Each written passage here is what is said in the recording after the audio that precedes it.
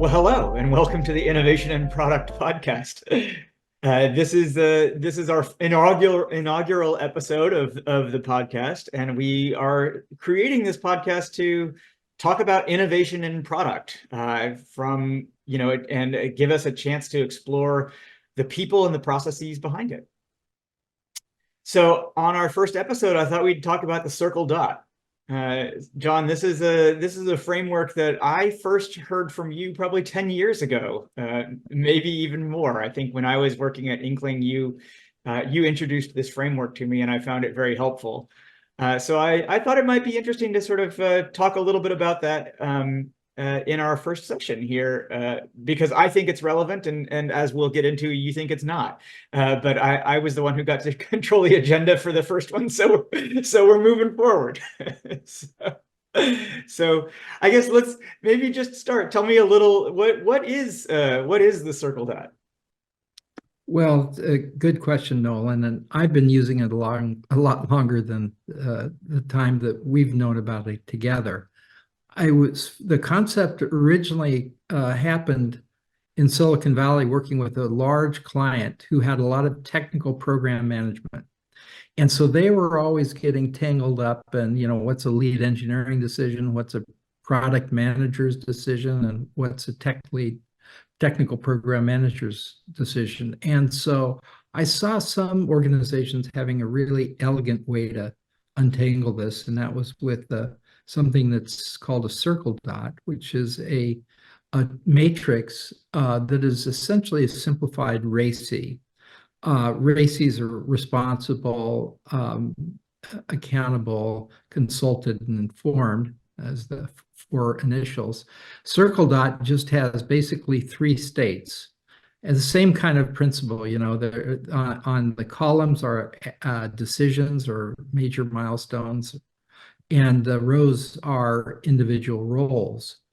And so one of the differences between a RACI and a circle dot, in a RACI, there's three states.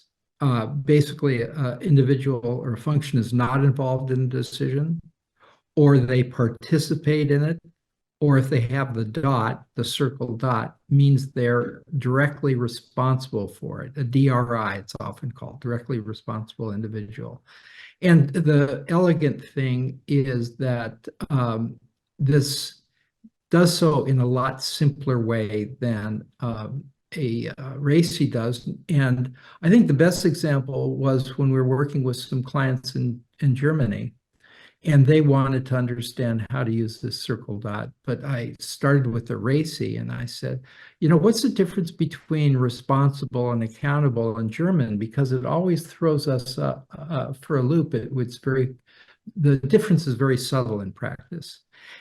And they talked in German for about 5 minutes, and they came back and they said the word in German is the same for both. So that gave me comfort to collapse the R and the A, essentially. And so we just have three states. And I think what's so important is two things. One is it's always a simplified circle RACI diagram. So we don't take every decision and every function and have this huge 20 by 20 matrix or larger. It's ungainly and unnecessary and not useful.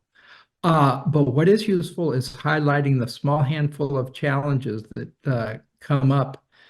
Here's an example with matrix with four key deliverables. Those are columns, and in the five key roles, these are the functions involved in these deliverables. This is for product management focus. And for anyone listening only, I've shared a screen that has it, and we'll put those in the notes. But it's it's just four columns, five rows, and there's just a dot where you make the decision, and a circle where you leave it where you need to be informed. And so it's just so much cleaner than a RACI in terms of sort of its visual presentation. Right. And I think, to your point, Nolan, what's so beneficial about it is there's actually some real benefit in increasing the speed and quality of decisions to help spur innovation.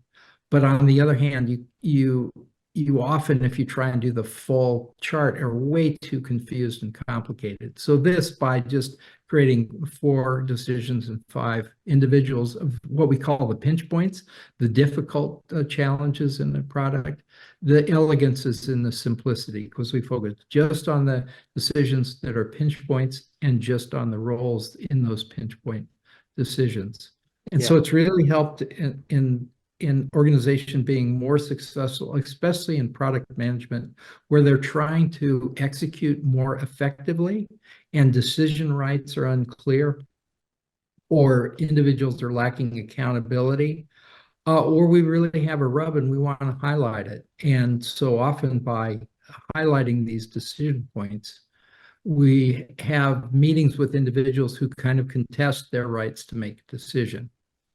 And the discussion and dynamic tension is very healthy and very, very good.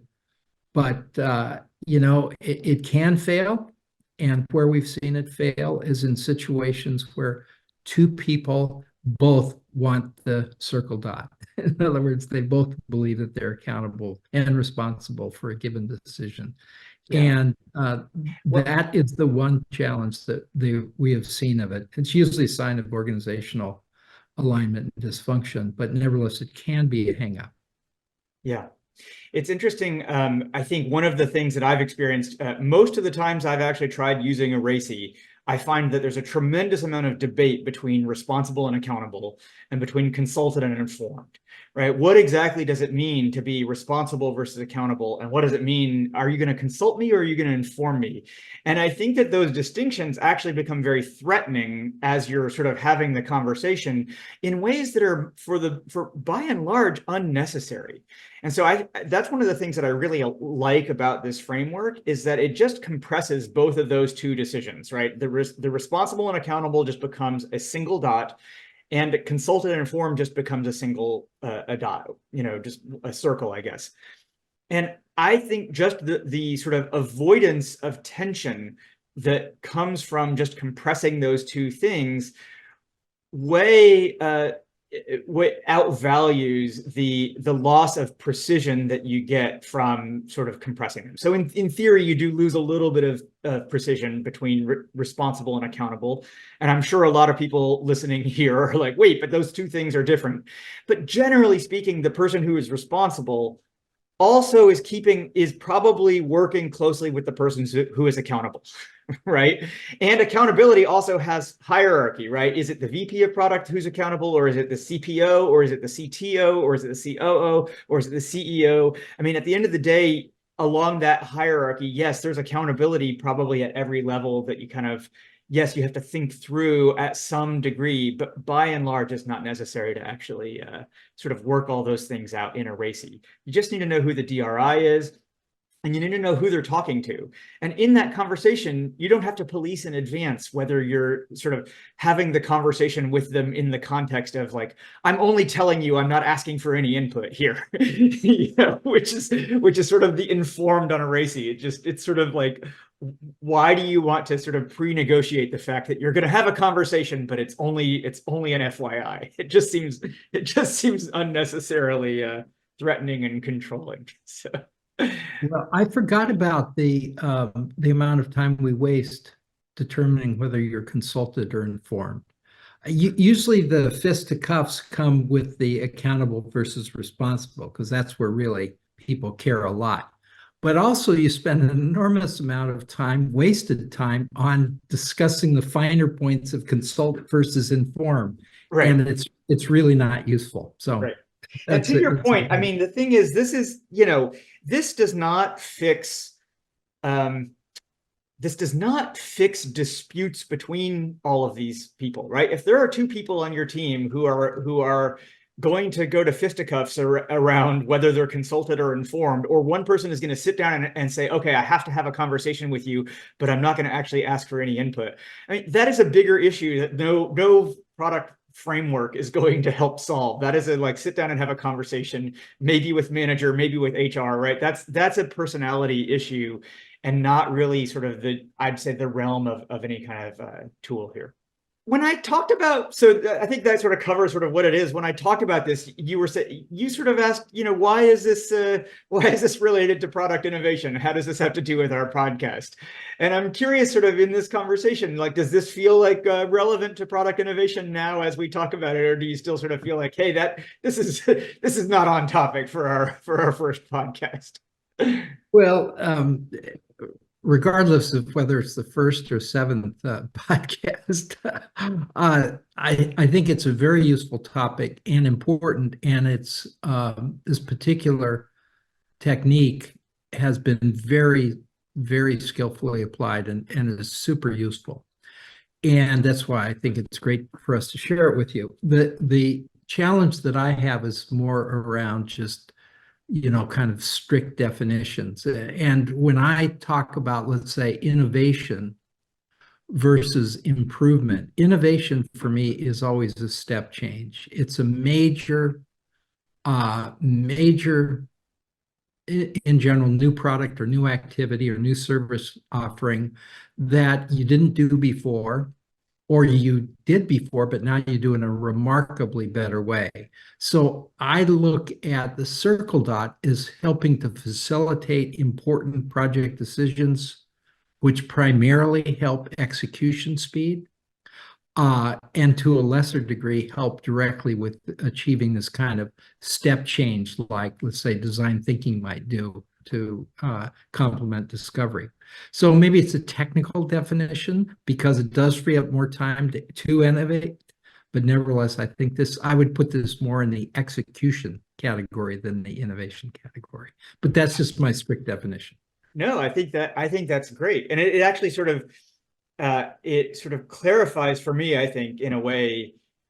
I don't think I'd make that same comment about innovation as being a step change. I think so much of my concept of innovation comes from the idea of compounding interest, right? That if you can do one thing to improve your clock speed, so the idea is that innovation is sort of repeated small changes over time, right?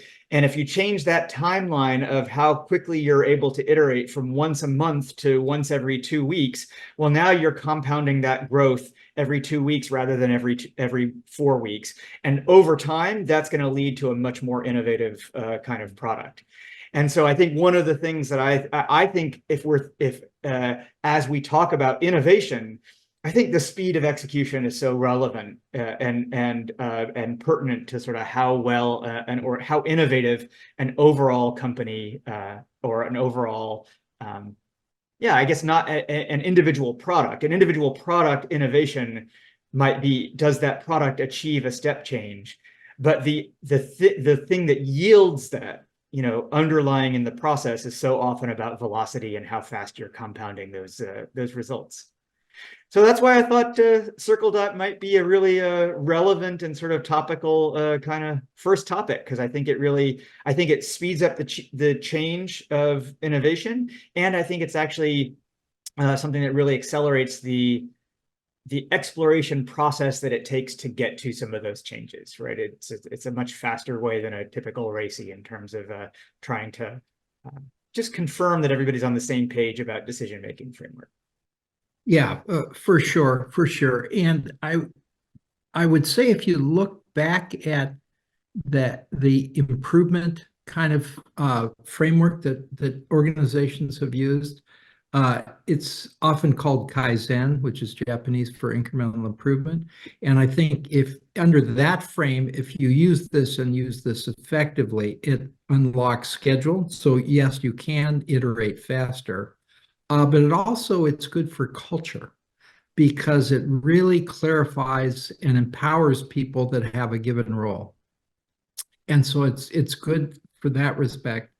And then finally, I think it's important not to get too rigorous or too formal about it, because recently we did a diagram, a circle dot for a client, and an interesting discussion took place at the end of the product management process where you're about to go to market and therefore you have to approve a sample off the production line.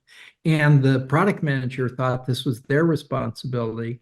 But then we had input from safety and regulatory about the importance of them assuring the safety and efficacy of a new product, and they have a pretty important role. And so we put two circle dots on that chart because they are both agreeable to the decision rights, divided it up. And so these kind of little elegant speed ups, I think, really can help innovation, because as you're right, if you can innovate faster, if you can go faster, you can innovate faster. Thank you, everybody, for watching or listening, and we'll see you on the next one.